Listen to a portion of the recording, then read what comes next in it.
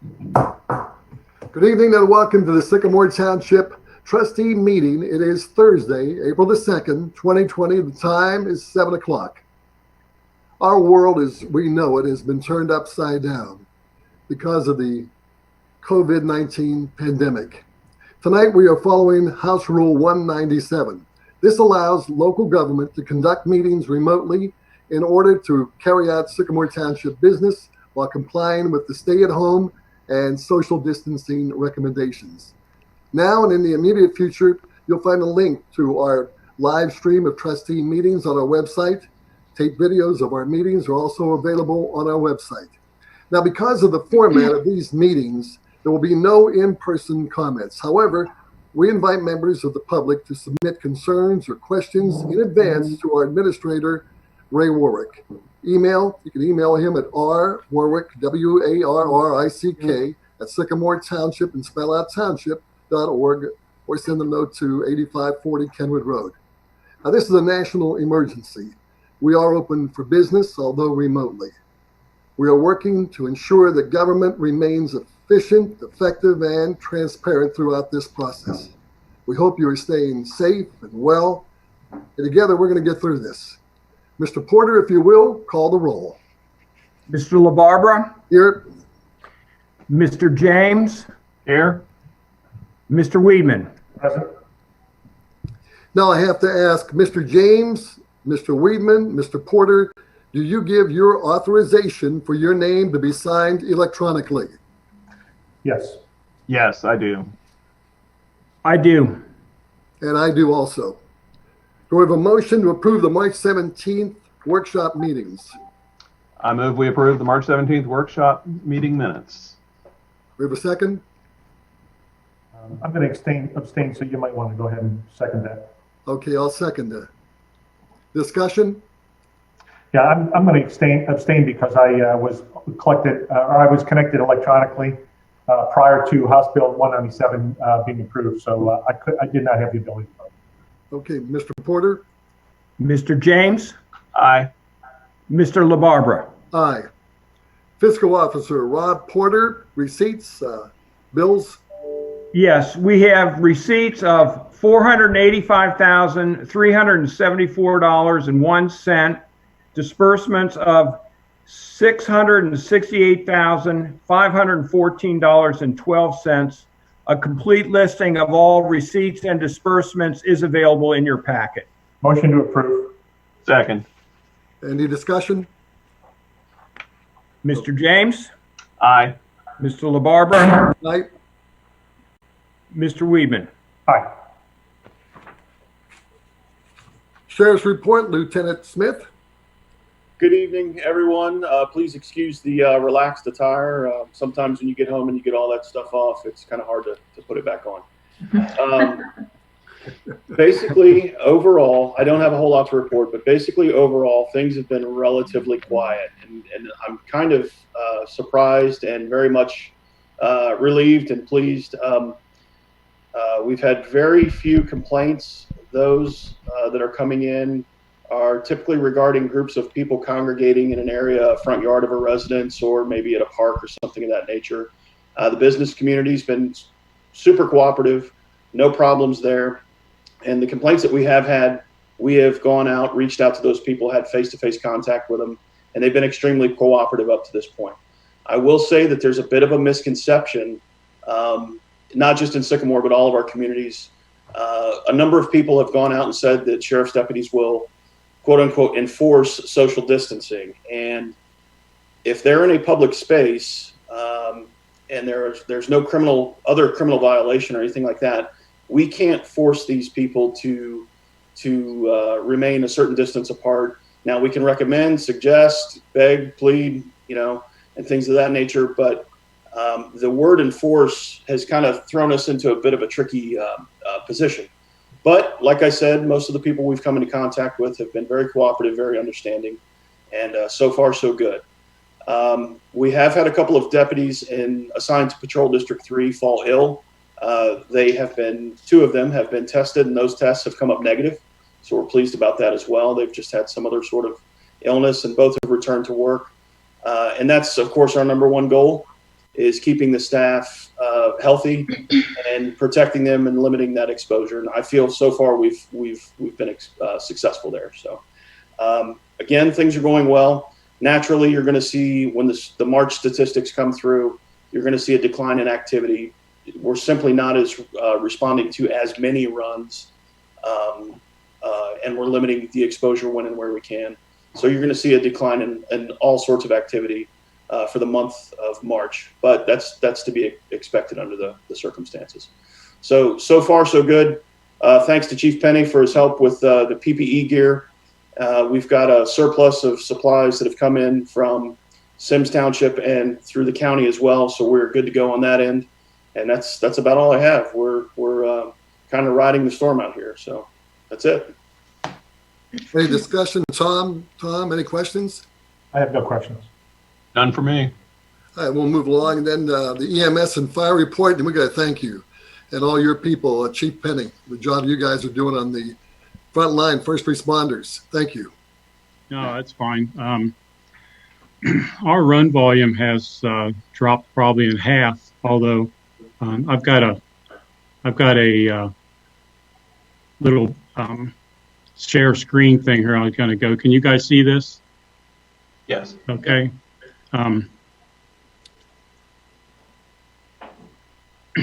First of all, I didn't really want to bring up anything on reporting on how many cases there are in Ohio and Township and that sort of thing, because I don't really know of exactly how many, but we've all gotten emails and from the news and everything kind of keeping up, and it changes almost by the hour. So it wouldn't be worth really bringing up numbers at this point, but I did want to share a couple websites on here.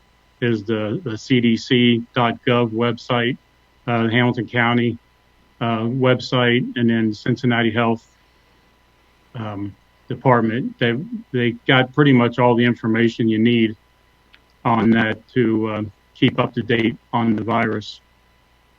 We do know that they're projecting a peak of the virus over the next 2 or 3 weeks. That concerns me with our run volume. We could end up spiking up in quite a bit more runs than what we're presently doing right now. Our run volume right now is probably about half because of the businesses being closed, but it could build up. I wanted to share this photo with you. It's a Jewish hospital is up fully operational with their COVID-19 testing, with their tent outside. Things are going well. I believe they've tested somewhere around 17, 18 patients, maybe 20 patients so far. And listening to the news, it sounds like a rapid test where the coronavirus could be detected within 5 to 10 minute period. We have not, I don't believe the local hospitals have received that, but from what I'm understanding, that within a week to 2 weeks, they could be local. So they could be getting to where a test result could be coming up within 5 to 10 minutes versus 8 to 10 days as it is right now. So the other thing I wanted to share with you is I filled out all the forms for reimbursement after you guys passed the state of emergency proclamation tonight. Then I can send that out with all the paperwork to declare the township a state of emergency, so we're eligible for funding. And I have been tracking all the expenses on everything that we've had to buy based on this COVID crisis. So we should be getting reimbursed for everything. So how does this COVID-19 affect our department? Well, we are with limited medical supplies. All of our vendors that we're using are basically out of stock, so it creates a little bit of a problem. The more we start using these products and our supplies, the more scared we get that we're going to run out. Our face masks we're not too bad with that, but our medical gowns is very limited. We did pick up 100 redress suits from Hazmat. They look like this, and it will give the protection they need. So we are set up to where we can be protected until more gowns come in. We do have some on order. Our goggles, we're limited on those, so we're concerned about that. We need the goggles when we do breathing treatments because of the airborne particles. So those are a necessity. And the thermometer covers is another thing, totally out of stock. So we do use the oral type, so we have to put the plastic sheath over the thermometer when we give a temperature. So we have to be very careful that we don't run out of those. We did receive 4 of the forehead thermometers in that we're using to check temperatures. We put 1 at each fire station, 1 in the maintenance, and 1 at the admin building. And we are checking the temperatures every day on our firefighters, on the staff, and on the maintenance guys. So we also put a container out in the lobby of the fire station between the 2 glass doors. So the outer doors are always unlocked, and we're using that to have all mail, all packages, and all plans that need to be reviewed are dropped off at that box, so we don't have any contact with anybody as far as handing things off. I do have a camera in that area to monitor the packages for security in case anybody tries to take off with anything. We'll have it taped. On the staffing, one of the things that affects us on our staffing is we got 2 firefighters that are out on injury, and their therapy has been canceled. So they can't come back. They can't be released back because they can't finish their therapy out. So they're kind of in limbo. We're running minimum staffing pretty much every day. I'm hoping that we don't lose any firefighters that come down with any symptoms. At that point, if we do, we might end up taking units out of service to accommodate the firefighters we have left. We document every run the patient that fits the criteria for the virus. So far, we've had 11 patients that have fit the criteria that's been transported to the hospital. 2 of those patients have come out of the Health Alliance on Grooms Road. So we're keeping an eye on that to make sure that there's not a problem up there and we don't end up with an epidemic right there in that facility. So far we've only had 2, so hopefully that's where it's at. Hey, Chief. Yeah. How many patients do they have in that unit? I think around 35. Oh, that many? Okay. Yeah. So to wind things up, this is mainly for the public that's viewing this right now, is just a reminder of the social distancing. Use sanitizers on hands, wipe off your surfaces. Do not mix cleaning agents with products you don't know of, especially ammonia and bleach. As we all know, ammonia and bleach mix can cause harmful vapors that can attack your respiratory system and can cause you to go into respiratory arrest. So do not mix that. Do not mix any chemicals or any kind of clean materials that you're not familiar with. Remember, the #1 transmission for this virus is touching your face, rubbing your eyes, and breathing someone's cough. And the last of least is be careful with things that we touch that we don't know about. Some of the things you just don't think about. Cash at the store. You give somebody money and they give you cash back, it could have it on it. Buttons on the credit card machines, the garbage cans. When the garbage man goes out and does his collection, he's touching thousands and thousands of garbage cans, and then you're going out and grabbing your can and taking it back into your house. Be very careful with that. Grocery carts, we know that. Hand railings, gas pumps is one of the big ones. They're saying gas pumps can really hold the virus. Amazon deliveries. The best thing for that is to unbox your package outside with gloves on and leave the box outside and then come in and wash up before you touch your face, before you touch anything. Wear gloves and sanitize your hand every time. So that's all I have. Hey, Chief. Yeah. That's a good checklist. Maybe we can get that up on our website. Yeah. Just as a reminder for people. I know most people have heard this a million times, but it's always great to have a reminder those kind of things, especially things like gas pumps and Sure. Amazon deliveries, which I trust a lot of people are getting today. Oh, yeah. I think it's just a good idea to put that up there as a reminder, just for people to remind people that they need to make sure that they follow the right order when they're opening those packages or whatever. Good. I'll give it to Beth and we can get it on the website. We'll put it on the fire department website too. Okay.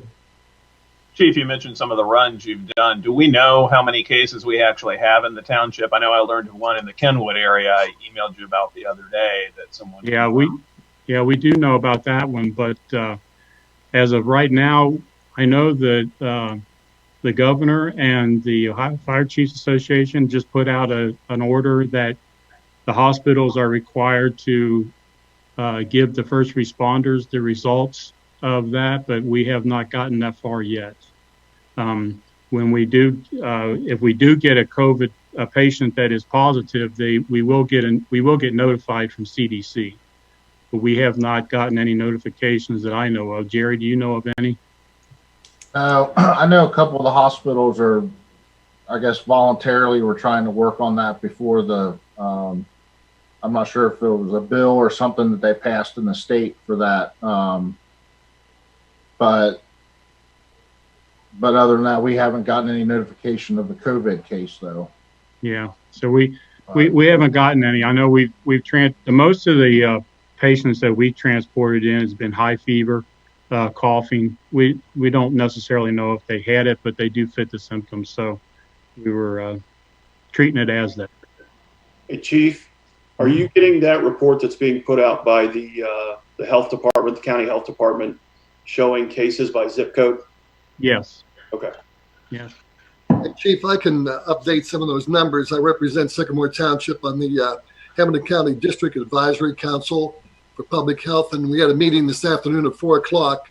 And just very quickly, Greg Kesterman is the interim health commissioner, and we've had 3 deaths now in the last 48 hours. Mm-hmm. One, a 50-year-old underlying health conditions, 60-year-old, but this one is questionable because he died actually a few days ago, and now they're saying that he had COVID-19, and an 80-year-old today with underlying conditions. And what they want to do is they want to, obviously what you said, they want to get the test results back quicker, help the physicians. Ohio has 2,902 cases as of 4 o'clock this afternoon, 81 deaths. Hamilton County statistics, 178 in the county, 3 deaths, 104 are in the hospital, 26 are in the hospital. And the good sign is we're the fifth county wise in the state of Ohio. And the flattening of the curve, we're hoping it happens. They're saying the peak, like you had mentioned, peak in late April. They pinpointed a date to, they're figuring right around the 26th. Mm-hmm. But if we can curb this thing, change it, flatten it out if we stay at home. And the common sense, and they talked about that in the 6 feet apart as you're going out among them. And we know that there's going to be more cases, obviously.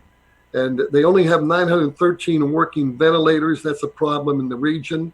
And they're working on getting more of that. And they're saying the peak for this area, 5,400 cases. When it peaks at that, you know we have a problem. Yeah. So now we're around 2,900, somewhere around there now. So they're concerned about that. But that was in a nutshell, and we're actually doing pretty good in Hamilton County compared to the rest of the state. Yeah, we are doing pretty good, actually. I think the hospitals are holding up pretty well too right now. So I hope that we can get over the hump here and start heading downward before anything hits real hard. Chief, I've got a question about masks. I know the advisory on that has been changing a lot just in the last few days. I understood the president might have been speaking about that today, but I missed his briefing. I got a news alert earlier saying he might suggest people wear masks out in public. I can tell you in some of the retirement nursing facilities, they're getting directives from their corporate people starting tomorrow, I think, to start wearing masks around anyone in there for any of the employees. Do you have any thoughts for the community? First of all, I know our guys wear them when they go out on their runs, and I know there's some places, some hospitals we go into, some nursing homes we go into where they actually have to get their temperature taken before they go in. I know those precautions. As far as wearing masks out in the public, I mean, it wouldn't hurt. I mean, if they originally they just said not to, maybe that they're learning more about the virus every day, that if they deem it to be necessary to do that, it's fine. The problem I got is, are they going to be able to find them? I do know that some of that order that came out, they were basically saying, rather than masks, they were just saying, if you just make some, use a bandana around your face, something like that, would be fine. So, it's, I have mixed emotions about it, because to me, when you put something on your face, you're constantly messing with it. You're constantly adjusting it, and you're doing something, so you're touching your face more often with one of those on than if you didn't have anything on at all. And then if you get somebody that is throwing particles out airborne by a sneeze or a cough, it's probably not going to protect you 100%, because it's not sealed to your face. So it could help, but I'm not 100% sold on it, really. Chief, thanks a lot. We'll move on. Okay. Any other questions? Roads maintenance report, Tracy Cullums. Yeah, first, sticking with that, I'd like to thank Chief and his staff. They're doing a great job. They've helped maintenance out a lot. Also, as Chief said, he got us a thermometer. We're taking temperatures of all our staff every morning as soon as they get in. We have hand sanitizer. Everybody has, all the trucks have it. Our guys are still working. They all have their own personal bottle with them. The office is being sanitized every day with Lysol and sanitizing wipes. And we also have a backpack sprayer that we are spraying sanitizer through all the trucks and the garage every day. So that's, we're doing everything that we can to keep our employees safe. So the first thing I have, as you all remember, we advertised for our 2020 curb replacement program. We received 3 bids on that. All of them were from companies that have done this work for us before. That was Adlita, Pruse, and Miller. Miller came in at $537,000. Pruse came in at $519,630, and Adlita came in at $489,280. Engineer's estimate on this project was $503,800. So everybody was within 10%, but Adlita is the only one who was under the estimate, and they do great work. They, as I said before, all 3 of these companies do good work and have worked with us for years. So I'd like to recommend that we award that project to Adlita. Do we need a motion on that? We would need a motion, and then we also have a resolution. No, we have a resolution. You do have a resolution? Okay. Well, we can wait for the resolution. Okay. So I have a resolution authorizing a contract for the 2020 curb replacement program and dispensing with the second reading. Motion to approve? Second. I'll second. Mr. James? Actually, I do have some questions. First of all, sorry. Tracy, I know this is something we rotate through each year with doing curb replacements and moving around the township here as to what we're doing. Question for you and for Ray, though, as we're looking at this, I know this is something we've scheduled, and I assume we've got it budgeted in here. I'm new to all this, so I'm going to ask some of those questions, though, anyway here. We're going into a period of great uncertainty in Ohio and in the U.S. and in the world with money and other things. The local governments, Hamilton County and City of Cincinnati especially, are making dramatic cutbacks suddenly. I know that we've done a lot of great planning in the past financially for the township. We depend primarily on property tax revenues coming in as opposed to income tax, but we do get substantial income from the JEDS funds we have. And I think we're certainly going to take a hit on that, at least from this quarter, because a lot of people just aren't working and aren't going to be making as much money from that. Do we have the money to do this now, or is it something we need to set aside? And I don't want to set it aside, but do we need to do that? Can you, Tracy, and you, Ray, address that before we vote on this? I think it'd be premature to set things aside at this moment, but to be sure, everything's getting extra scrutiny right now. But we want to be very mindful of what you're saying. But, we do have substantial reserves. So I'm not too concerned about not moving ahead with this project at this time. Tracy, do you have any concerns about it? No, I don't. I mean, it is a budgeted item. Our budget this year is well over what this bid came in at. And I would agree with Ray that I would think it would be premature as of right now. I think our reserves are very prudent, and I don't think we have a problem with this. Well, here's another question. I haven't seen what the underlying contract would be with Atlanta on this, but let's say we approve this now, we start the project, and then, God forbid, something does go wrong financially because the bottom falls out of the economy. If we suspend work on it, are we obligated to pay them anyway going forward, or do we have the ability to get out? And again, I'm catastrophizing a little bit here, but I think this is the time when we all need to be doing that just in case, so we know what we're getting into. Mm-hmm. Well, I think that would be a question we would have to ask Deepak. I mean, obviously, we would have to pay him for work that was already done. As far as if we canceled the contract, I would have to defer to Deepak on that. I'm okay with this. Tom Weedman?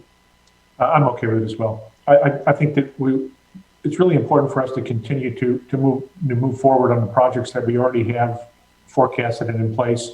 We do have we worked very hard over the years to put a good surplus together and a good rainy day fund for the township. And I think Ray has acknowledged that we do, in fact, we are in that position today. So I think we should continue to move forward with it. And I think it is premature, as Ray has suggested, to start canceling programs right now until if we come down the road where we think we need to start canceling programs, we can certainly do that. But I don't think we're at that stage at this time. So, and I'm not suggesting. I'm sorry, I cut you off. Good.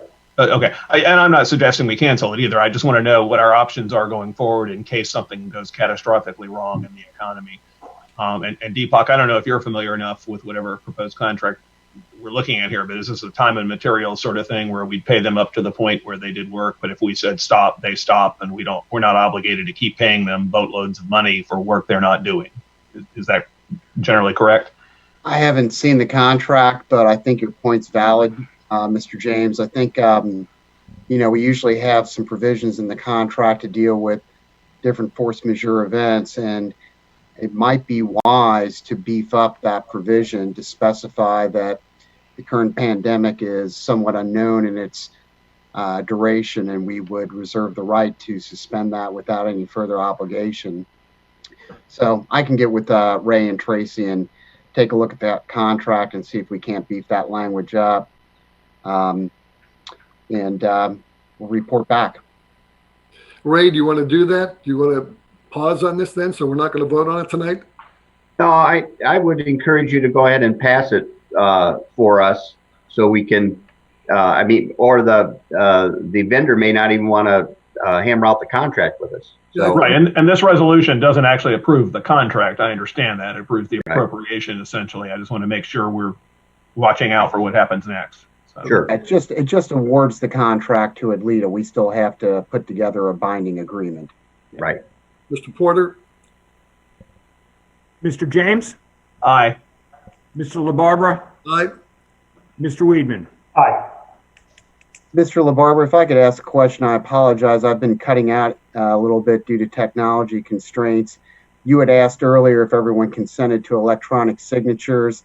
All the trustees and the fiscal officer, everyone consented? Yes, they did. Yes. They absolutely did. That was one of the first things we did. Okay, I apologize. And I think most of these resolutions have my electronic signature on there, but to the extent they do not, I would also consent to that. Okay, thank you. Thanks. Thank you. Mr. Collins? Yes, the next thing I have is a parks crew leader position, and this is not this is just a replacement for somebody that left us. So this is not an extra strain on our budget. No, we have pushed this back, this starting date right now back to May 1st, and the township administrator can make the final determination if we push this back even farther.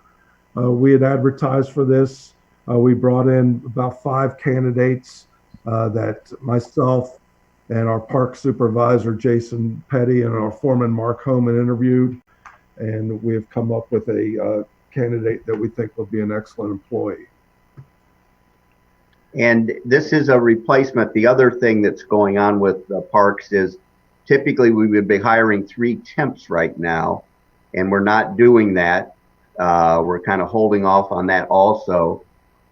We think we have enough manpower to keep the parks in good shape. We are recognizing that, you know, there's no baseball leagues going on or soccer, so we don't have to get the fields play ready as we normally would. So we are hopeful to be able to get by with less payroll, and we'll just have to address it, you know, as it moves forward. So we're asking you to approve this resolution tonight, so we have the ability to move forward. We could, I think the way it's written, we could start the new person on May 1st, as Tracy said. But if we get to May 1st and it looks like we really don't need to replace that position yet, we can push it out farther. So that's the resolution that Tracy has that we're asking for this evening. Yeah, I have Ray, go ahead. I'm sorry. I have a problem with the message that we're sending, especially with the city laying off all the workers that they did. And I just question this right now at this time. That maybe push it further, June 1st, because the governor just extended everything to May 1st now. I question the message we're sending. I think I can't totally agree with that. I think that the Cincinnati's been notorious for being bloated with government workers. We are not. We run a very lean machine here, and this is a replacement. This is not an addition. I think the additions, if I'm not mistaken, Ray, those are 3 people that we would add for grass cutting during the summer, and they're temps, correct? Right, and we just aren't moving forward with that, right, Tracy? So this is just a single. This is just a single person that's replacing somebody who left.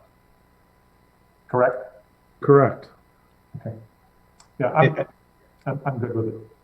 And this guy is needed. I mean, I know our workers work hard, even with the health crisis. They're not sitting around working or sitting around doing nothing, being idle. They're still working. They're out there and they're, you know, in the field doing things. So if we need this person as of May 1st or a little later, I think this enables Ray and Tracy then the discretion to make that decision if we do it. And if we decide we don't need it, I think we're okay. I want to point out too, we're getting to our second resolution here, and I know we're meeting in a different format because we're on video now instead of in person, but we've been making a habit this year of putting our resolutions up on the screen for the public to see. We did publish these in advance for them to see, and it's a little more awkward to do it in this format because we've got a tight little screen we're in, but we haven't actually. Yeah, that's my fault, Tom. I'm supposed to cue Rob. Rob, can you put up the resolution?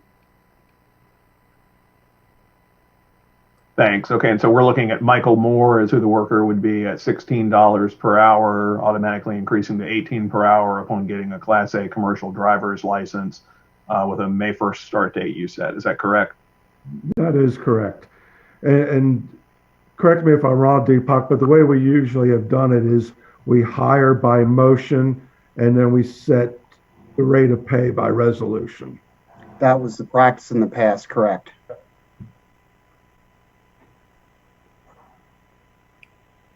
Okay, I'd like to make a motion that we hire Michael Moore. I'll second that.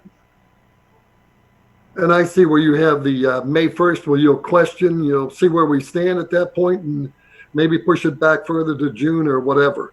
So yes, that's what good. that's what this allows us to do. And I'm fine with this. Mr. James? Aye. Mr. LaBarbera? Aye. Mr. Weedman? Aye. Can I just piggyback on that, what Mr. LaBarbera said? You're going to, Ray, I understand we're going to put a May 1st out there, but you may not make it till, he may get hired June 1st instead of May 1st, depending upon the situation. That's right. Okay, I'm good with that. Okay, so I have a resolution establishing the rate of pay for a new township employee, dispensing with a second reading and declaring an emergency. Motion. Second. Mr. James, Aye. Mr. LaBarbera, Aye. Mr. Weedman. Aye. So the only other thing I would have is, as you know, construction is still going on in the township. Sycamore Road will be closed tomorrow in between Plainfield Road and Blue Ash Road, and that will continue until June 4th. This is when they're coming in and actually doing putting in storm sewers and doing the reconstruction of the road along with the curb work. So it's going to be closed for from tomorrow till June 4th. And then the Montgomery Road Sidewalk Phase 4 project is also starting, and that traffic control has been put in place, and there, I believe the contractor has started today, and Duke has been working out there for a while, removing poles, moving them back, so we're finally in a place where our contractor can start on that job also. Tracy, anything else? No, sir, that's all I have. I've got a question about the construction, because I'm getting questions from residents about private construction that's going on in the area too. And in the governor's stay-at-home order, construction is one of these 16,000 exemptions in there for various industries. It seems like most everybody's exempt technically under it anyway, but construction's been going on. Residents have been asking about that, and I've been telling them there's an exception in the governor's order when they ask. But some of them have been concerned about construction crews using personal protective equipment in what they're doing, and with there being a shortage of that, whether that's problematic because they might be taking resources away from medical facilities or from fire department. Is that anything we need to be concerned about with this work that we have going on? I know we've got contractors doing this, but are we using resources that might be better dedicated to medical needs for the next month or two? Is that anything to be concerned about, Tracy? No, I have not seen that taking place at all with either our crews or the contractors. Chief, do you have any concerns about that? No, not at all. Okay. I really haven't seen any of the construction. I mean, I drive down Sycamore every day coming to work and coming home, and I really haven't seen those guys out there. They don't seem to clutter and close to each other, and they're not. I haven't seen them with any kind of protective stuff on them. Tracy, Okay. how are you guys holding up? We're holding up well. Everybody's okay? Guys, the morale's good. We've split into two areas. We split our crew basically in half so that we don't have, we've got more than 10 guys as it is. So the Parks Department has been reporting to Schuler, and the road departments have been reporting down to Kenwood Road, and things are going well. Thanks, Trace. Let's move on. Skylar Miller, our head of zoning and planning, with his report. Yes, sir. So we are still accepting applications for zoning review and issuing permits. Violations are still being processed. Jessica and I are working remotely. We are stopping in the office to do the required paperwork throughout the week. Usually it's only once or twice a week that we're stopping in. Kevin, our zoning inspector, he actually just came back from vacation, but this week he is on site. He's doing his inspections. His normal job duties don't put him in close contact with anyone, so we were comfortable with him essentially operating as he typically does. Chief, I believe he stopped over at your office and got a flu kit, so that he does have a mask and some, He does, yeah. Some sanitation or hand sanitizer, things of that nature that he has in his vehicle. But so we are trying to maintain normal operations. We have actually offered for fences and small accessory structures and sheds. If somebody wants to get a permit for those, we've been working with those folks to just do them electronically. So that if there's no fee and there's no requirement to take it down to Hamilton County for a building permit, we can just process it quickly for those folks. So, Any questions? Yeah, I have a few. I always have a few, don't I? Sorry. So with the change in state law and the House bill that passed recently, it's allowing us to meet electronically here, of course. But any public hearings do have to have an opportunity for public input during the hearing. And the Zoning Commission and the Board of Zoning Appeals both regularly have hearings. I think their meetings have been postponed recently, but do you know what their plans are in terms of going forward with meetings and taking in public input? We haven't addressed that yet. That is something that we need to talk about. I'll actually be in the office tomorrow, so that was one of the issues I was hoping to bring up. We also have the Land Use Steering Committee that their meetings have been postponed as well. Okay. Can I just weigh in on that? I did get a call from one of the other townships in Hamilton County. Their law director was not sure as to whether or not it happened to be kind of an unusual situation. It was a BZA case, and the 30-day limit on appeal was in the process. And had they not had their meeting, they had it would get approved because the guy had due process and he had his 30 days. So they were expecting over 100 people. So when I had a conversation, I ended up having a conversation with Bill Seitz, and Bill had explained to me that if you don't have the meeting, this guy wins by default. If you do have the meeting, you can follow the guidelines from the state that specifically say 6 feet between people and if you follow all the rules. In this case, they were talking about staging people outside and letting only a certain number of people in at one time so they could have that meeting to complete it. Now, that was an unusual situation because the clock was ticking. And I don't know if we have any of those, Skylar, or you could answer that probably, if we have any of those cases that we have a 20-day rule. Yeah, we're not actually up against the deadline yet. We do have an application, so there is an issue that has to be addressed. It's actually we have 60 days from the date of the application. Once the hearing is made, then we have 20 days to pass the resolution. So we do have one application right now that does need to be reviewed. So if we could do it in a remote format like we're doing tonight, I'm not sure how we would be able to facilitate public input. Or like Mr. Weedman said, if we could open the meeting room in a way that would allow for the proper distancing, we could certainly facilitate that. I trust if it's not a controversial issue, you probably won't have that many people in there. You could probably spread people out 6 feet or with 6 feet distance with relative ease. But if you have a controversial issue, it may turn out to be a whole different situation. Right. No, I think the case we have right now would be relatively small. It's a residential property. It is possible using Zoom, like we're doing now, to have a public hearing, actually, if you're not expecting a huge number of people for it. And that may be the way to go. And I'm happy to talk with you offline about ideas for this later. But just in brief, there's a feature in Zoom called the waiting room where members of the public could be given access where they'd be put in the waiting room, basically, while the meeting is going on and the commission's speaking.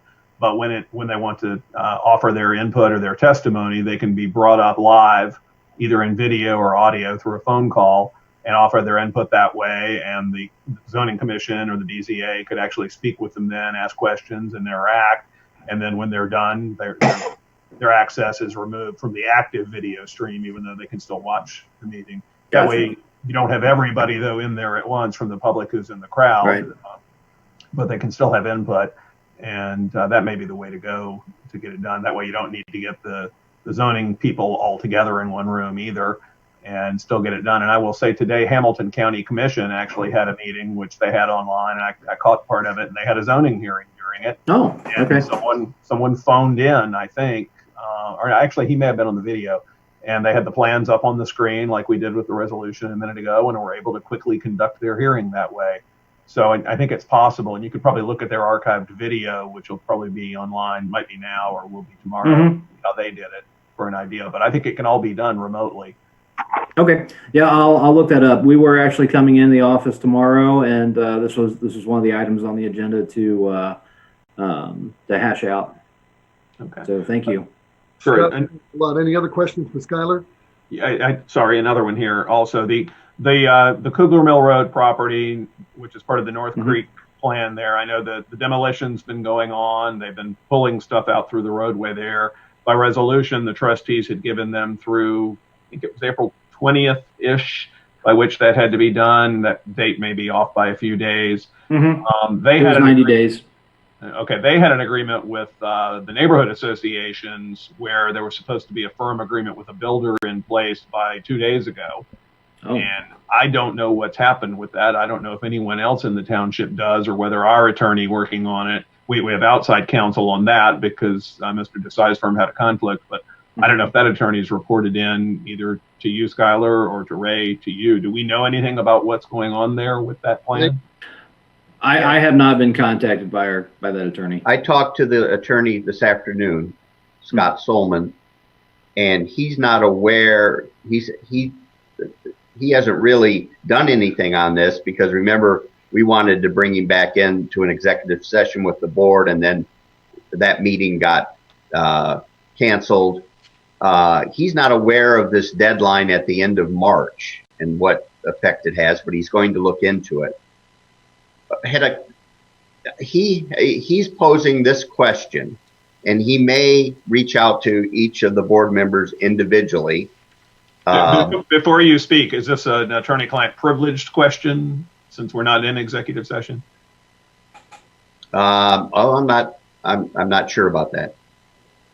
Well, then why don't we let Mr. Solomon maybe speak with you tomorrow, and then he can do what he needs to do without saying anything here. Okay. Okay. And just one other thing, the March 31st deadline was one in an agreement between the Sturbridge Homeowners Association and the Heitmeyer Farms Homeowners Association and the builder of the project. So the township itself wasn't a party to that. Right. And that's definitely run out. They should get back together, whatever's going on there. I know from talking to homeowners associations. All right, Skylar, anything else? That's all I have right now. Okay, our law director, Deepak Desai. Thank you, Mr. Chair. Just a couple of quick things to report. We, of course, have the appeal of the BZA decision regarding the Mueller parking lot. The briefing on that has started. Should be completed in about 5 weeks. Then we would go to oral argument if the courts are able to resume having hearings. A couple weeks after that, with the decision expected maybe sometime in the middle of summer. That's all dependent upon the court's reopening. We had another zoning case involving a former business called House of Browse. There was oral argument taking on the motion for summary judgment in that case a couple weeks ago. We're waiting for a decision from the court on that. In the meantime, the court has allowed discovery to continue regarding some new parties that entered the case. Those are the two things I have to report this evening, sir. Any questions for Deepak? Question just to consider here, because the topic of executive session came up, and I believe under the new state law during this temporary period, that's something we can do electronically too if we need to. We don't have one planned for this meeting, but that's something we may need to plan for going forward with some of these lawsuits. So just keep that on your radar, Deepak. I will figure out how we will do that. Our Sycamore Township Administrator, Mr. Ray Warwick. First thing I have is I wanted to do a quick check-in on our JED tax revenue given this economic downturn. And Rob, if you can put that sheet up that's labeled economic downturn, there it is.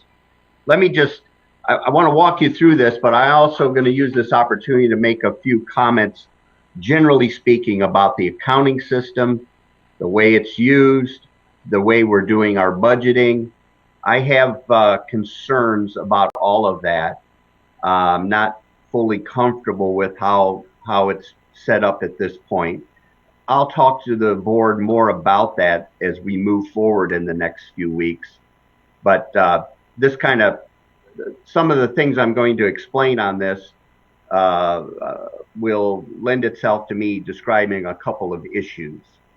The major issue is we do our budgeting kind of just how we're required to do with respect to what we have to report to the auditor. And the big disconnect is we budget revenues separately in July when the tax budget is due, and then we budget the expense side of things, and that's typically turned in towards the end of the year.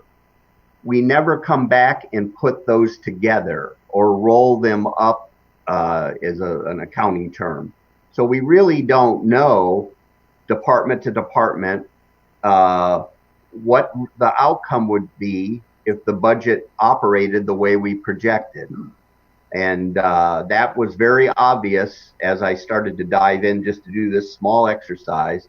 And it has been a point of frustration of mine that I can't really tie the data that we get out of Bucks, which is our software that we use here at the township, and tie that back to the final numbers that the CPA does for us, which is what is reported, which goes forth to be audited and blessed and reported to at the state level. So anyway, let me explain this form real quick and let you know where I think we're at. I went back and started in 2018, and I had to do this with work papers from the CPA.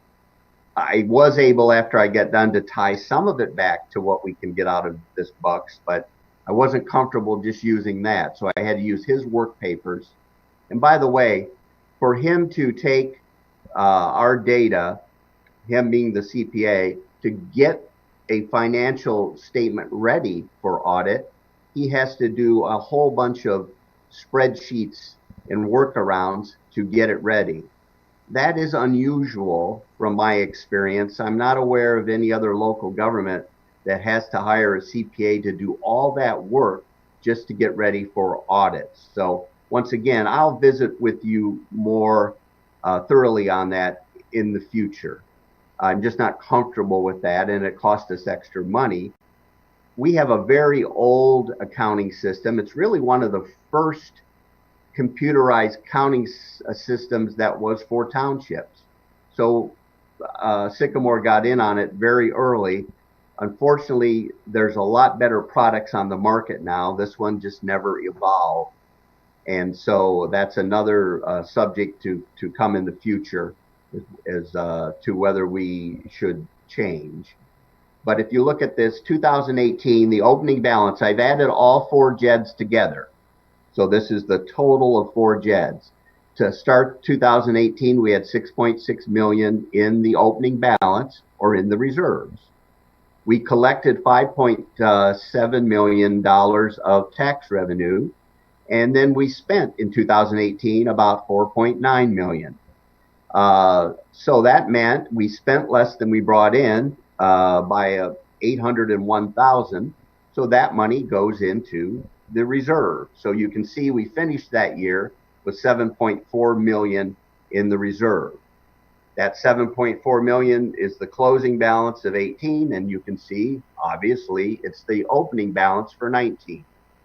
In 19, we had total revenue, tax revenue of 7.4.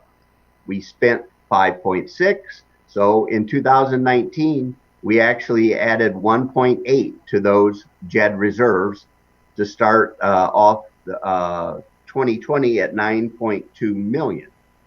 Now, you have there the budget 2020. I took the opening balance, which is actual.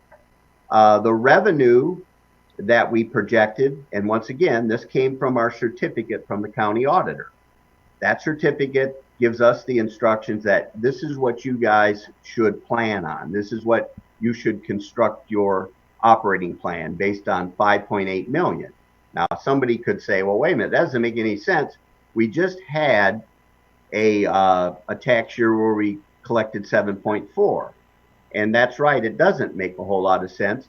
There should have been some negotiations back and forth with the auditor and maybe there was, I just wasn't around, obviously. But anyway, you have to follow at this point what's on the certificate, unless we want to go back to the auditor and get an amended certificate. But I just use that number because that's the official number, if you will.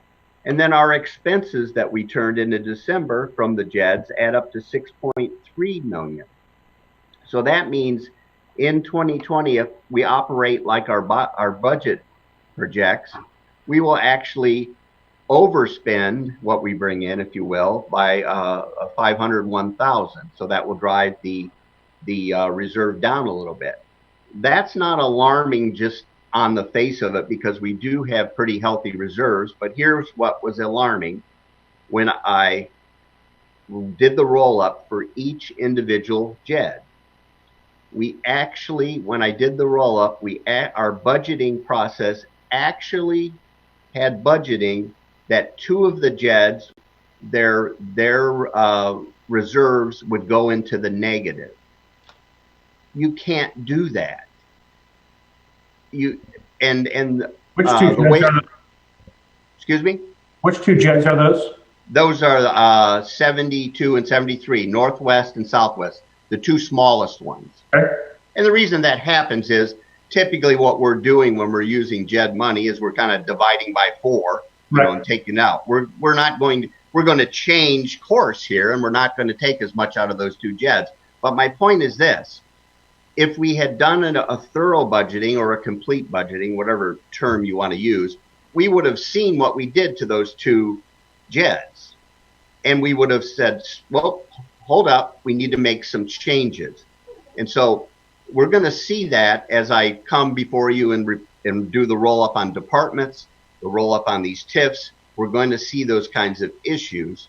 And if you recall, in December, and I think in past Decembers, what happens is the CPA comes out, you know, around early December, and they sit down and check and see where the shortfalls are, where we are running some, either it's a department or whatever, and then they come and ask you folks in December to bless a transfer.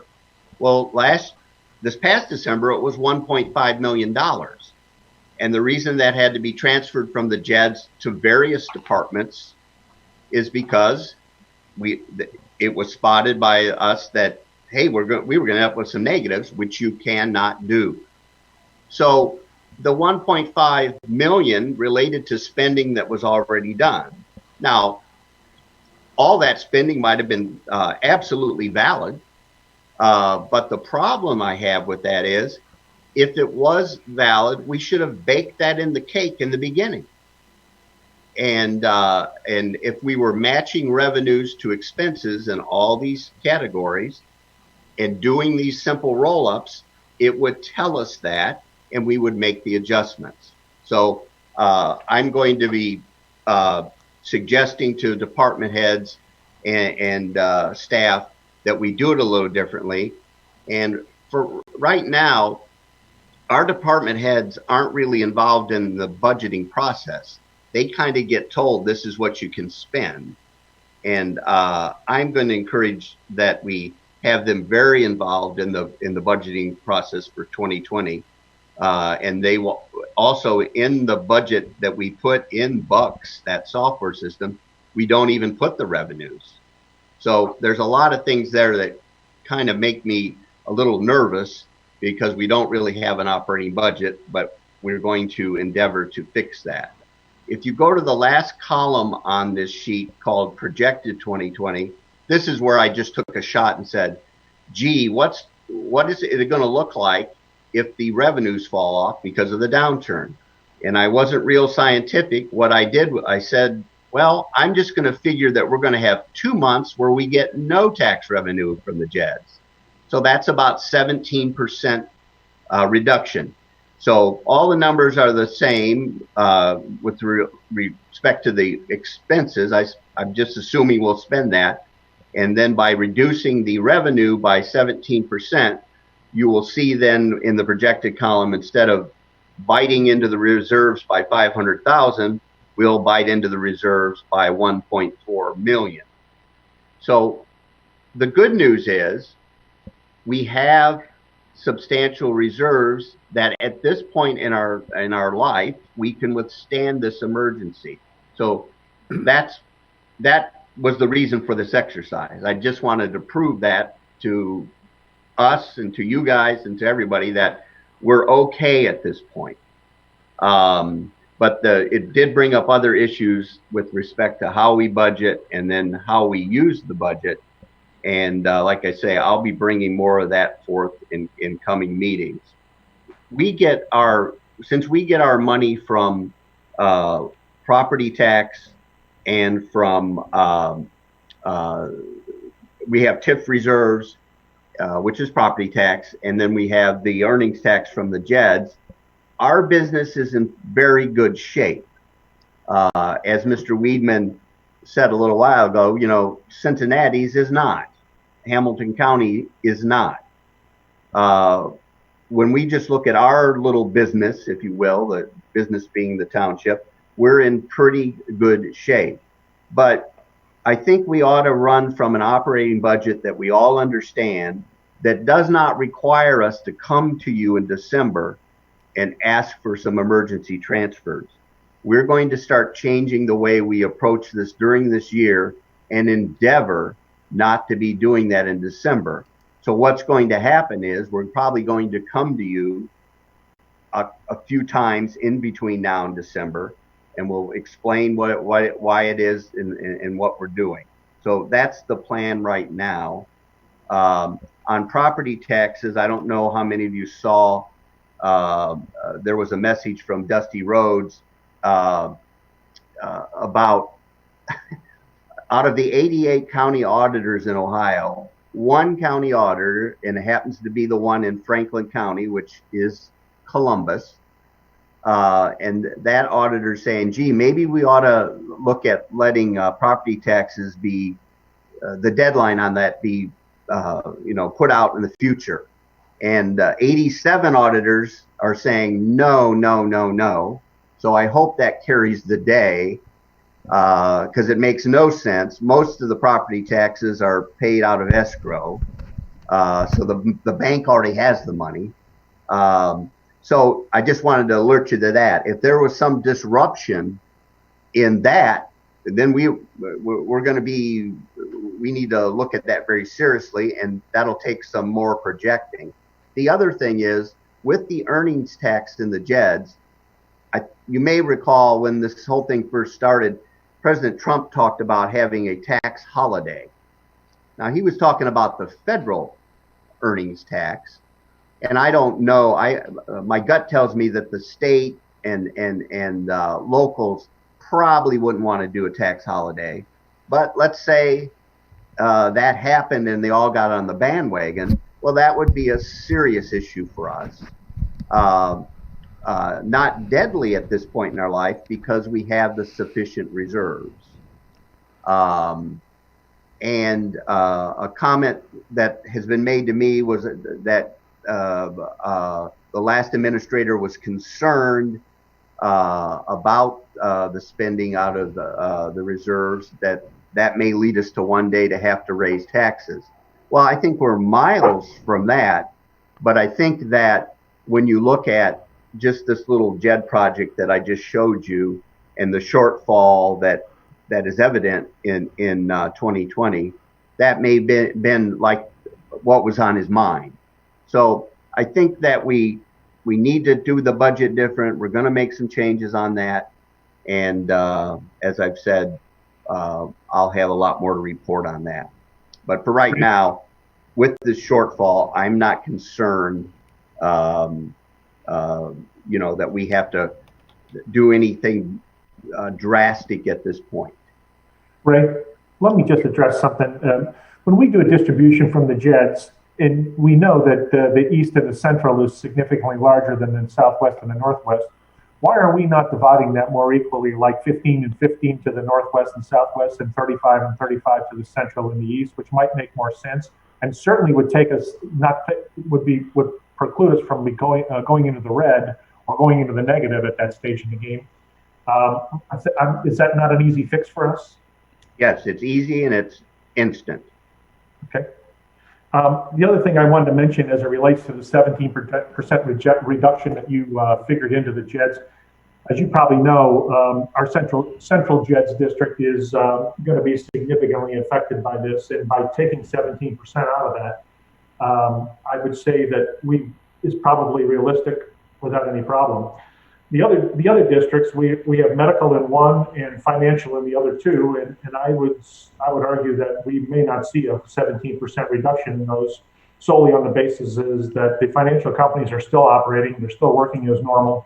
When you sell a stock, you pay. When you buy a stock, you pay. When you manage people's stocks, you still pay the 1% every year. And so I would argue that we may not see that as drastic of a negative effect from this on the east, the northwest, and the southwest as we will in the central. So just a comment on that. I agree. I wanted to use worst case scenario. Okay. Question about Tom's question there. In the past, have we been dividing up pro rata among the judges, or have we just been doing 25% from each one? Going forward, I think it does make sense to do things pro rata, as you said. But yeah, I think we've been doing generally just divide by 4. Okay. But yeah, we'll make that adjustment today. Okay, and as to budgeting going forward, I'm glad you're going to be coming to us with this. I'm glad you're digging into all of this and figuring out what's been done before and what hasn't. But I'd also like to see, as we're going forward, developing a budget, that it's not something that it just appears at the meeting where it's going to be approved. It's something we should have some public input in too. We spend a lot of money on a lot of things and have a lot of programs. And I'd like the public to have some opportunity to comment on that. So it's something that should happen through a staged process, I think, over time too, not all at once. So if you can work toward that, that would be helpful. I know other townships actually have finance committees that assist with some of that, Sims being one of them. They have several residents who happen to be professionals with some expertise who provide advice on that. Maybe that would be helpful for us with the budget going forward. If I could just weigh in here a second, I would like to caution everyone not to depend on the budget and the forms that my office prepares to make the reporting to the state in order to construct operating budgets. I have very specific funds that I have to establish and report under, and those aren't necessarily what the operating budgets are. So to rely on the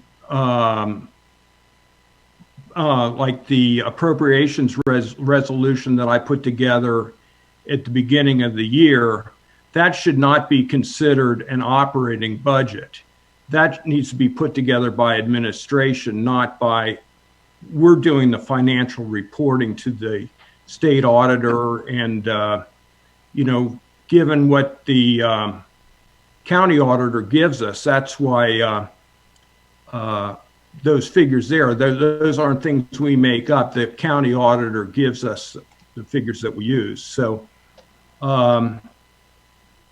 if the operating budget needs more than that, I need to know that, and then we can go to the auditor maybe and address some of these issues. But if I don't know that there's not enough money there, I can't do that. So it's important that you realize that the operating budget is different from the forms that I put together and report to the state auditor. Exactly. I agree 100%. That's my point exactly. And I think we probably not followed the appropriation regulation all the way, and we're going to have that straightened out. But Mr. Porter is spot on. What gets reported at the end has nothing to do with what administration's job should be with respect to operating.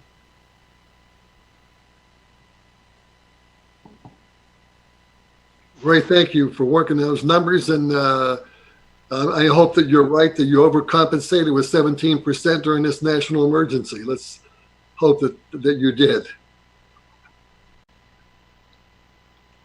Okay, next thing I have is the rolling of the bond, if you will, for the maintenance building that we're constructing. That's on a 1-year kind of term. And what we did last year is when we rolled it, we paid $250,000 down on it and then reset it. We're suggesting that we'll do the same thing this year, but with one change. Right now, as it exists, it is not callable, meaning it could not be paid off.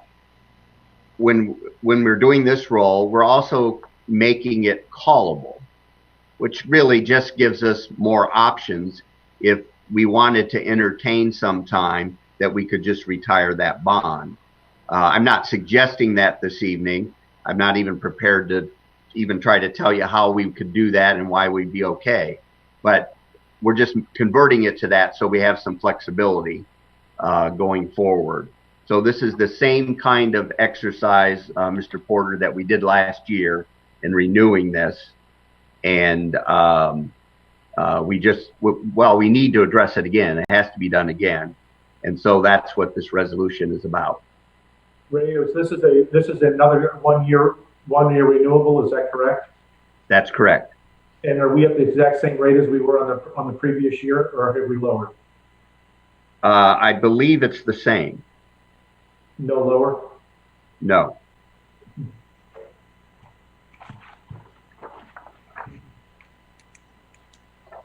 Okay.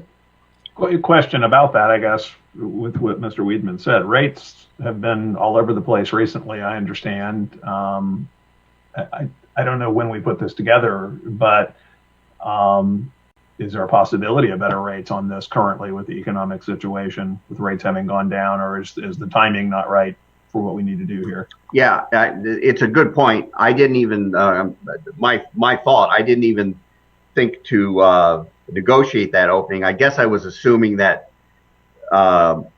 it's just a renewing of a bond. It just happens to have to be renewed every year.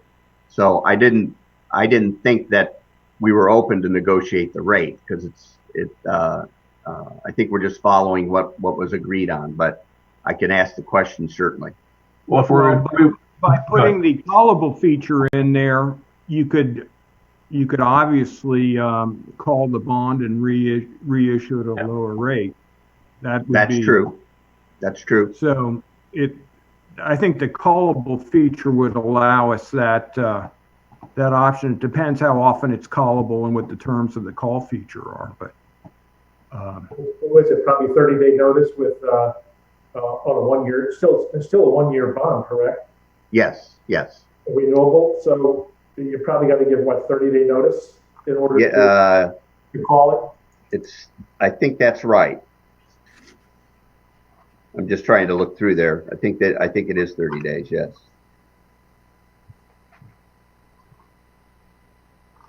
So Rob, your suggestion or argument might be, if we're at, what did you say, 2.75, Ray? No. It's 5. We're at 5? Yeah. I mean, we could institute this though. When's the new issue date? May, right? May, if I remember correctly. No, this has to be done. Unfortunately, we're up against the deadline. This has to be done, by April 21st. Yeah. So May 1st is the origination of the new 1 year. Yes. Okay. So I mean, conceivably, we could do that. Give 30-day notice, call the bonds, and go renegotiate a better deal. I mean, conceivably, we could do that. I think there's no period in which you have to give other than the 30 days. So why don't we do this? It would be much lower. It would be much lower at the current rate. I think you're right. I think it would be much lower. I didn't realize we were at 5. That's huge. Yeah, and the way this reads is the said bonds will be dated. Well, actually, they're going to be dated April 1st. Okay. and they'll bear interest at the approximate rate of 5%. Why don't we do this? We still have time.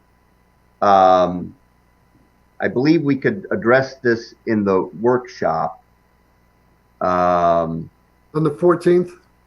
I think so. We'd be right at the, I can't remember exactly the drop dead date. I mean, if we're too close to the drop dead date, we're better off approving it tonight and calling the bonds, giving 30-day notice, calling the bonds, and then renegotiating. I mean, Okay. that's that, because you don't want to get too close to the deadline and not hit it. That's the only thing I'm saying. Mr. James, are you okay with that? Yeah, sorry, I was reading through the wording of it here. But yes, if it is callable and we can redo it, then. Deepak, yeah, I'd like for Deepak to weigh in on that if you would. Yeah, a little bit out of my area of expertise, but I am looking at an email we got from Andrew Brossard back on March 2nd. To your first point, just because you asked the question, the 4.275 price incorporates a $250,000 pay down. However, there's an actual increase because of the cost of issuance. So I think the original amount was $4 million. There was a pay down of $250,000, but we're back up to 4.275 because of the cost of issuance. The handwritten notes on Mr. Brossard's email says bond renewal and conversion to callable. Which I think is what Ray said. Yes. Yeah. So if that is consistent, then it would appear that you can do that. Well, then I agree with that. Let's just go ahead with this, and then Mr. Porter and I will look at the calling it and redoing it, or we may dig in quicker and see if we even need the bond at all, given the healthy reserves we have. But I have more to present to you on that. So I'll read the title of the resolution if you're ready.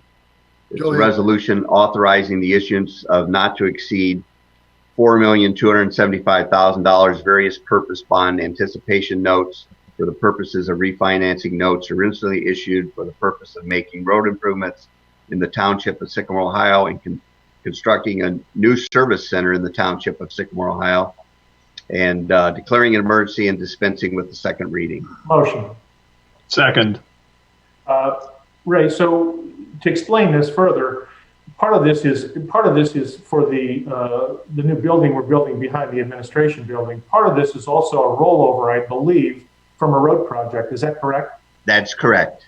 So we're not talking about just the building. We're also talking about a rollover from a road project as well. Yes. I think they rolled together as one when they went out. I think that's right. I think that's right. Any discussion, Mr. Porter? I have no questions now. You want me to call the roll? Yep. Yep. Yes. Mr. James? Aye. Mr. LaBarbera? Aye. Mr. Weedman? Aye. Mr. Warwick, I have a resolution to be passed under the Township's home rule power. Hey, Rob, please put up that last resolution. I'm sorry, go ahead. Okay, I have for the board's consideration a resolution declaring a state of emergency in the Township of Sycamore, Hamilton County, Ohio, due to the COVID-19 coronavirus pandemic, dispensing with the second reading and declaring an emergency. Second. Just a note on this. This is a wise thing to do under normal circumstances. Sometimes most of the time you're required to do this for purposes of reimbursement from the federal or state government. In this case, I think the threshold is going to be so low that I'm not so certain that this will make all that much of a difference, but it's really important to have in place just in case. So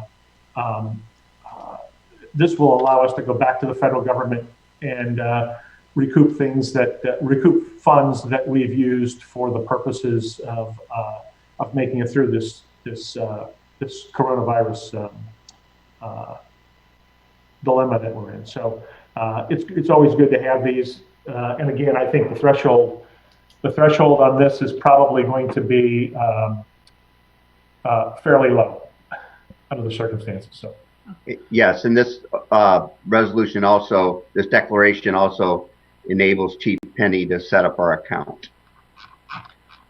Yeah, and I'll add, we were advised as a township from a few sources, including the Ohio Township Association initially, that townships don't need to enact emergency resolutions, that we didn't really even have the authority to do it. But several other authorities have suggested it is prudent, especially because the federal government may look to this.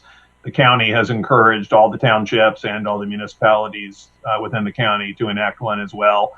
So we are doing what many others have done. For my fellow trustees' reference, there was a version of this circulated initially, and I had suggested an edit to it. I don't know if that was obvious, but it was in section 1 of it. We are declaring that a state of emergency exists and has been in existence since March 9th, 2020 in the township of Sycamore. That's the date of the governor's resolution as to an emergency. So I suggested we added in looking back there, because I think we all do recognize we've been in a state of emergency at least since then and possibly earlier. So I think this is a good thing for us to do, partly symbolically and partly because it may open up eligibility for some funding from various sources. Thank you, Mr. James. Thank you. Mr. Porter? Mr. James? Aye. Mr. LaBarbera? Aye. Mr. Weedman? Aye. Mr. Warwick, do you have any public comments to share? Oh, I did have one that came into the website, and I'll just read it. This is from Mr. J. Janis, and here's what he wrote. It appears some documents that have been previously posted on Sycamore Township, Ohio site have now been removed in 2020. Am I correct? This is the proposed new policy for Sycamore Township, Ohio concerning its employees and usage of social media postings as well as political activities. I think it would always be helpful to all to have the month, day, and year of any new or amended proposal be included in at least the front page of each document to be voted upon.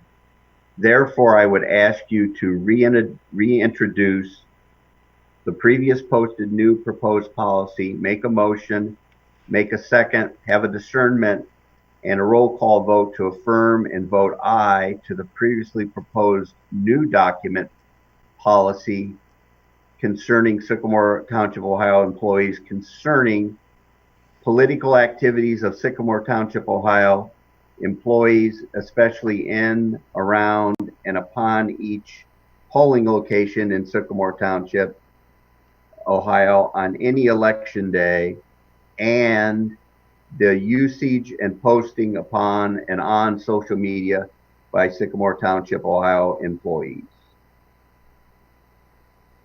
Okay.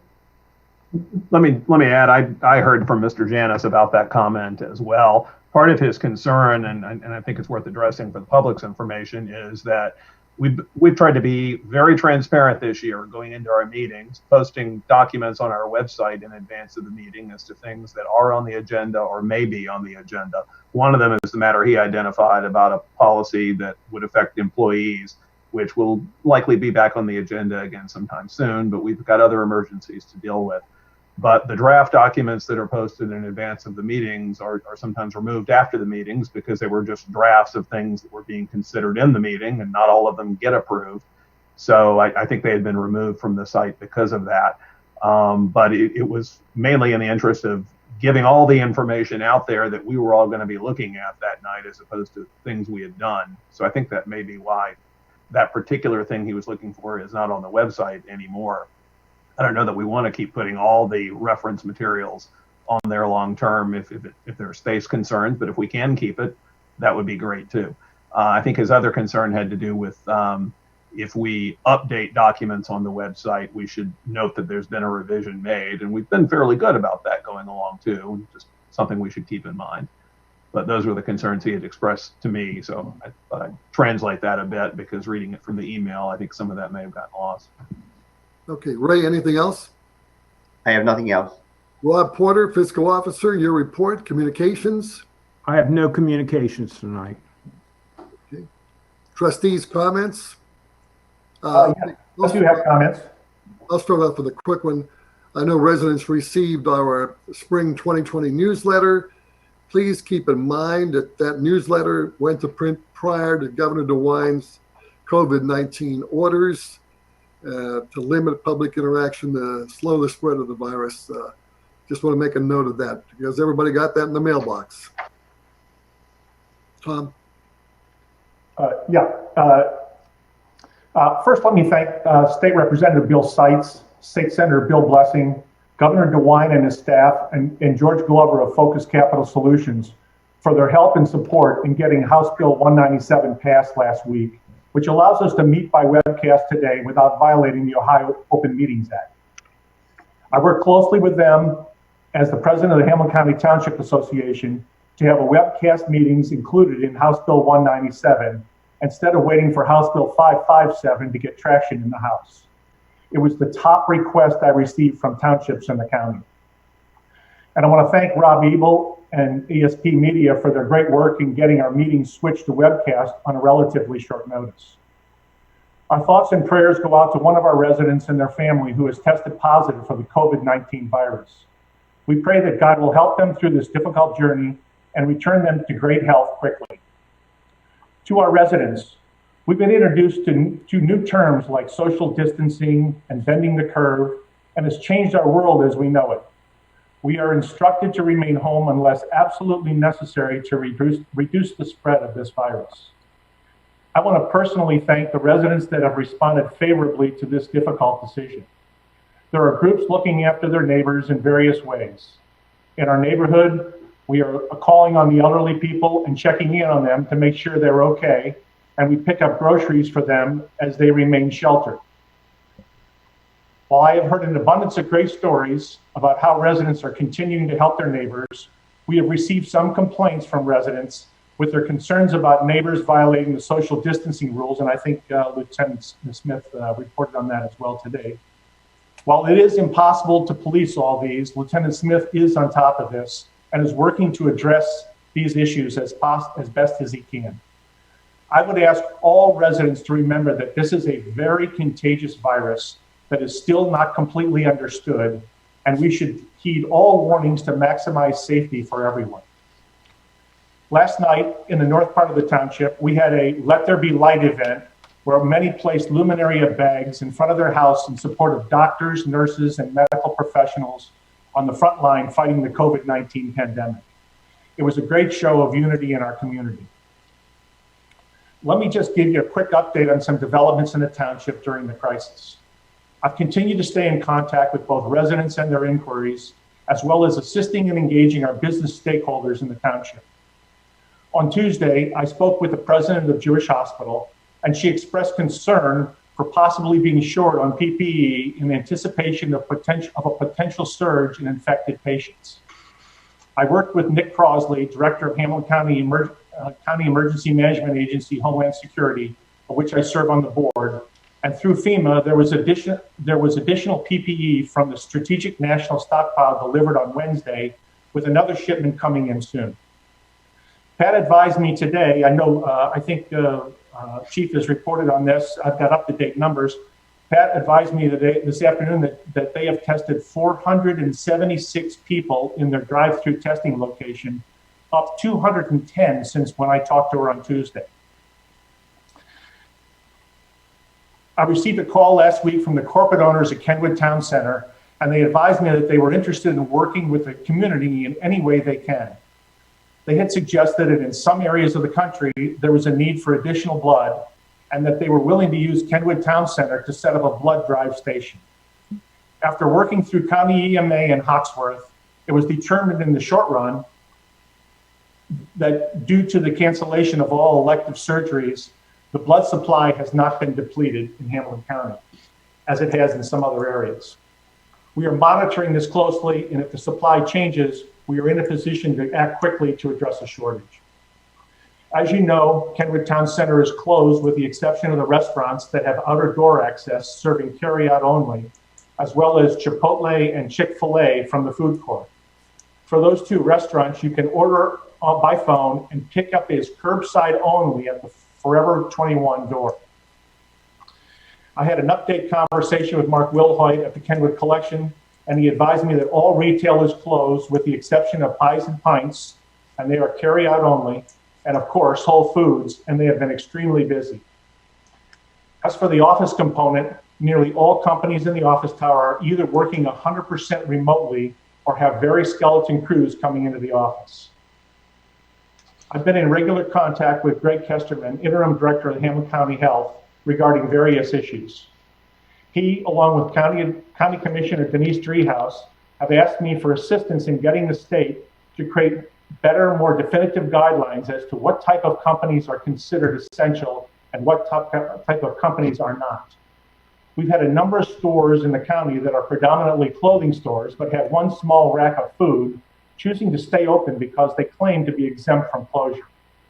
This has put significant pressure on Greg and his staff to be referees and takes them away from the really important job they're charged with during this health crisis. I'm working with the governor's staff to try to get better guidance from the state on this. For our residents, we want you to know that the Board of Trustees is leading by example and have taken the request to work from home very seriously. Since last week, our staff has been working the majority of the time remotely from home. Their cell phones are answering calls that are forwarded from the township, and they're using a VPN that allows them access to the township computer.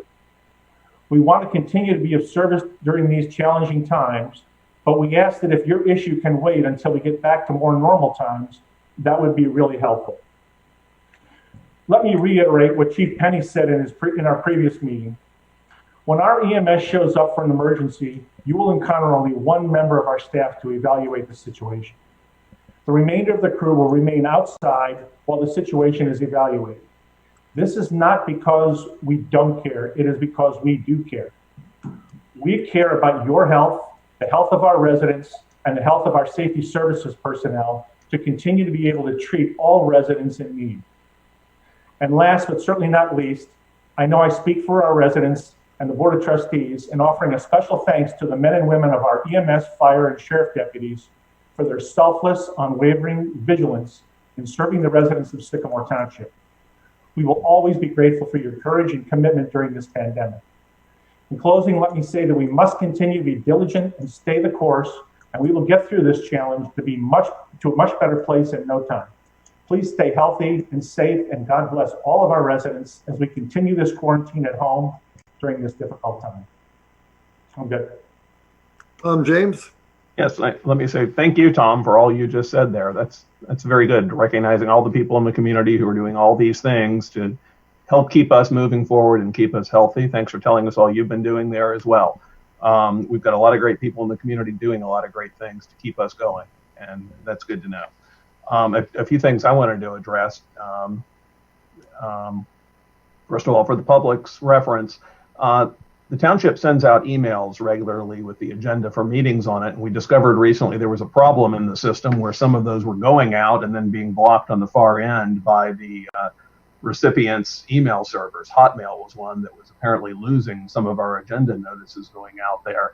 We worked with our IT vendors to switch some things around in the back end with our email provider, and Beth Gunderson got on that right away, and I appreciate that, Beth. Thank you.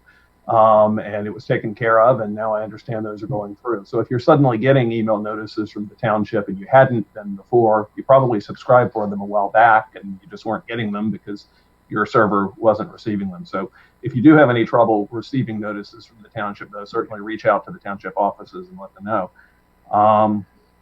I had a resident with a comment. He didn't want to send it in as an email here, he said, but he asked me to ask our administrators here, and perhaps Mr. Weidman, who would know from the past, he noticed while walking in Bob Meyer Park the other day with his daughter that there are cameras there, and then wondered, why are there cameras in the park? and cameras elsewhere in the township. And I explained there are cameras at many intersections that are used for traffic control. I understand we have a fiber optic system we've deployed, but some of it's still a mystery to me as well too. Is there somebody who can tackle that? Why do we have the cameras in the parks? Are they operational currently in the parks also? And are we still spending money on this? We put it in a number of parks because of the vandalism that we had. We had significant damage in the north, and I'll yield to Tracy because I think Tracy's kind of been helping to quarterback this. So Tracy, I'll yield to you, and you can maybe explain it further. Yes, we put it in there a lot because of vandalism. We also put a lot in there for safety of our residents. We have walking tracks and trails in all our parks, and some of those were blind areas, and we thought it would be prudent to have cameras in there for the safety of our residents also. They are not all operational right now. That we still have not totally finished the project with the fiber. We're looking to get all those cameras done. The fiber, we also want to have Wi-Fi in our parks for our residents. So that's really why it's all there, between safety and for vandalism.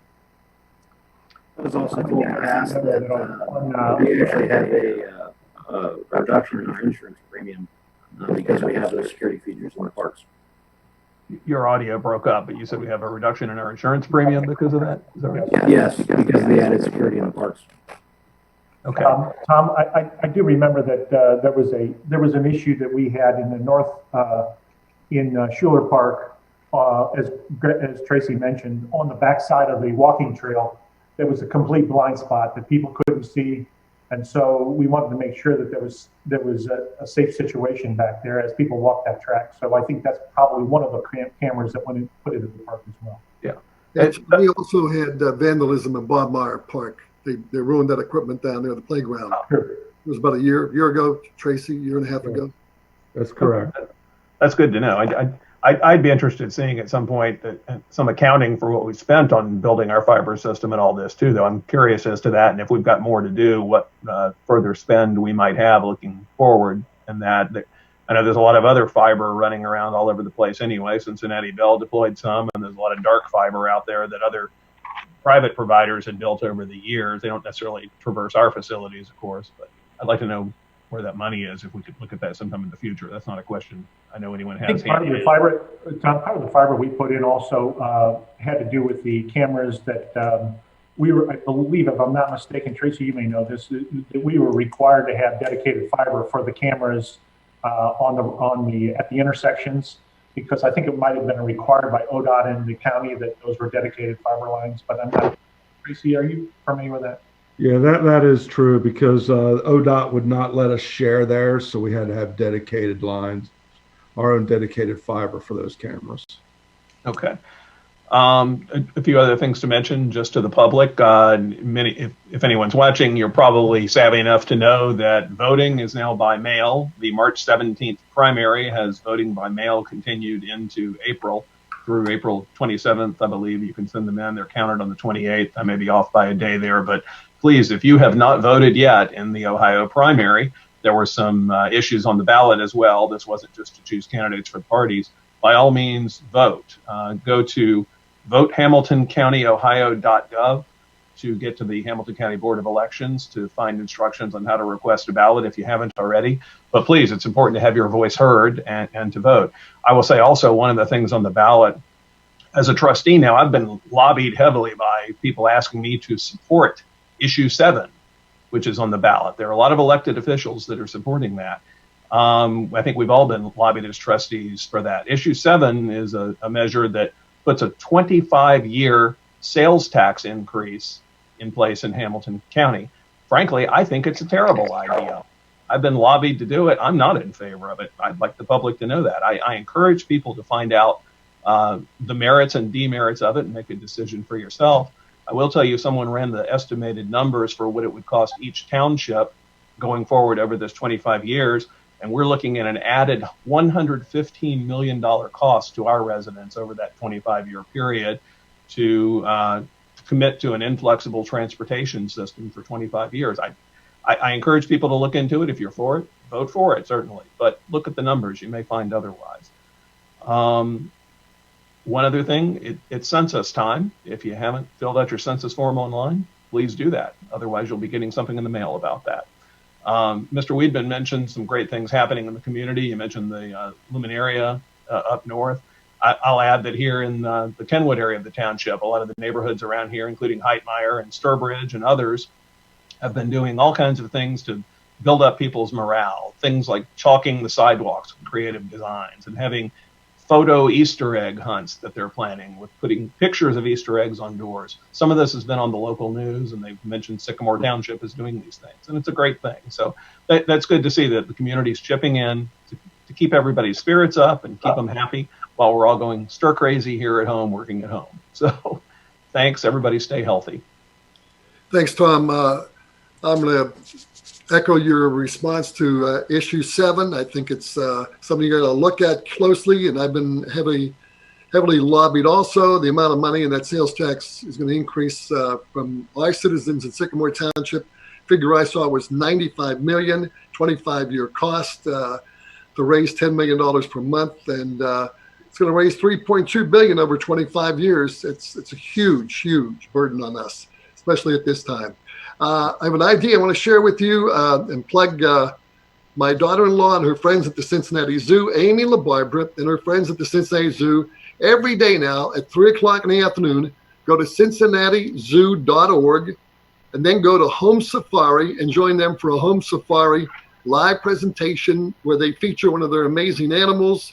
And they also have a little activity that you can do with your children. All of them are posted on the webpage and on YouTube. It's fun for everybody, and especially the children. They'll love it. The voice you hear asking the questions is my daughter-in-law, Amy LaBarbera. My favorite, I've been watching them, is that Hippo Hooray featuring the lovely Fiona. Well, next, and I want to just mention, echo what Tom Weedman said, absolutely the kudos to our EMS guys, fire department, police. You guys have been wonderful, and the people in the township. It's easy. We can all get through this together. Just stay in your house. That's it. Jim, can I add something? Yes. Sorry, I meant to show this earlier as I was praising the things going on in the community. This is something that happened just today, and I hope you'll be able to see this. But at a retirement community in our township, I hope this shows up on the video there, they had a quick concert outside with an artist performing, and the residents were able to watch from their balconies. And I know it's hard to see on the little video I have here, but there were a lot of older senior citizens out there on their balcony really enjoying the video and the performance out there, bringing the brighter spot to their day because they've all been stuck in their apartments for the last month, unable really to get out and socialize. So things like that are happening in the community too, and I just wanted to focus on that. People are doing a lot of good out there. Yeah, it's neat. I know in our neighborhood, the ladies down the street hired a professional exercise instructor, and all the ladies were out getting their exercise in the other day, keeping that 6-foot distance. And the kids in the neighborhood writing those little hopeful messages on driveways and on sidewalks. It's wonderful. They even had a block party at one of the cul-de-sacs last weekend, keeping 6 feet away, and it was a big success. We want to thank everybody in the township for following the governor's orders and the president during this national emergency. Next, we have the announcement changes. They're all posted on our website.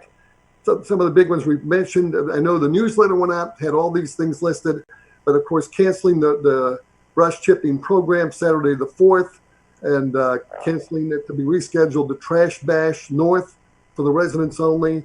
Just a few of these, and canceling the document shredding, residents only. We'll try to reschedule these. We're rescheduling the Spring Trash Bash at the South, residents only, on Friday, April 24th. But I know Tracy's working on that, and we'll get back to those and reschedule those, Tracy, whenever the time's appropriate. Time for the motion to adjourn. I'll make a motion. I'll second Tom's motion. Aye. Aye. Aye. Motion's adjourned. Meeting is adjourned. Mark the time at 8:45. Everybody stay safe. Stay safe, stay healthy. Thank you.